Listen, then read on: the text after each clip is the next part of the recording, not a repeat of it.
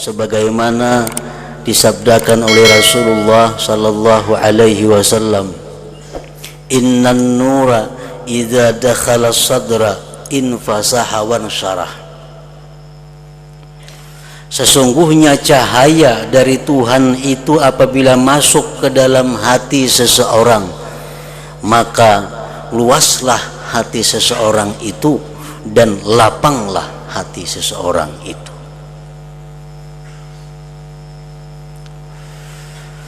Sahabat Rasulullah bertanya, "Faqila ya Rasulullah, hal lidzalika min alamatin yu'rab?" Adakah yang demikian itu wahai Rasulullah tandanya? Bagaimana tandanya orang yang berhati lapang itu? Apa alamatnya orang-orang yang hatinya diberikan cahaya oleh Allah Subhanahu wa ta'ala? Apakah itu ada alamatnya wahai Rasulullah? Qala na'am. Jawab Nabi, ada. Ada tandanya orang-orang yang berhati lapang itu. Ada tandanya orang-orang yang berhati diberi cahaya oleh Allah Subhanahu wa ta'ala. Yang pertama tandanya, kata Rasulullah, at-tajafi andaril ghurur. Yang kedua, wal inabatu ila daril khulud. Yang ketiga, wal isti'dadu lil mauti qabla nuzulil maut.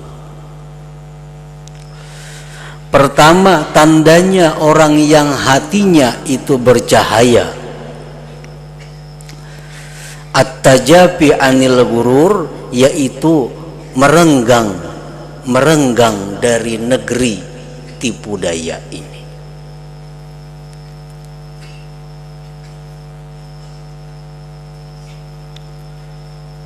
Yang kedua, kembali kepada negeri akhirat yang kekal. Yang ketiga, bersiap untuk kematian sebelum datangnya itu kematian. Nah, tiga ini tandanya orang yang berhati lapang, orang yang punya hati diberi cahaya oleh Allah Subhanahu wa ta'ala. Yang pertama, Rasulullah menyebut at-tajafi anil ghurur, renggang daripada negeri tipu daya.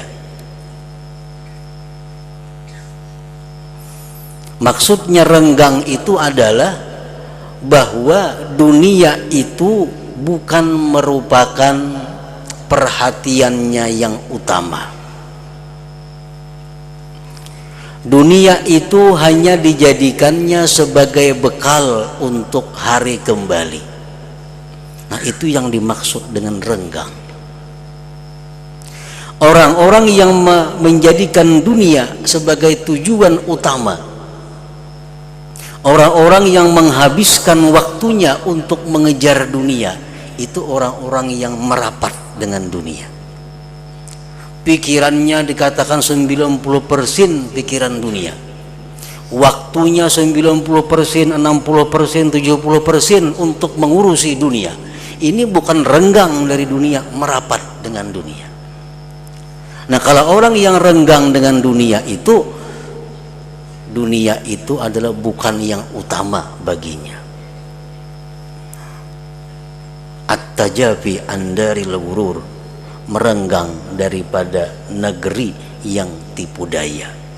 Kenapa dunia ini disebut dengan tipu daya? Dunia disebut dengan negeri tipu daya.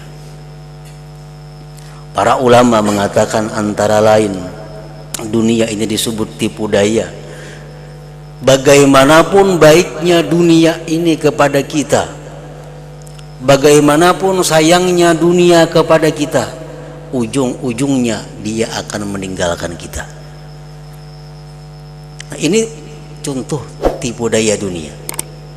Kita dirangkulnya, kita didekatinya, kita diberinya, kita disayangnya, tapi ujungnya dia akan meninggalkan kita. Akhirnya kita jadi sedih, akhirnya kita jadi menderita. Nah itulah contoh bahwa dunia ini tipu daya.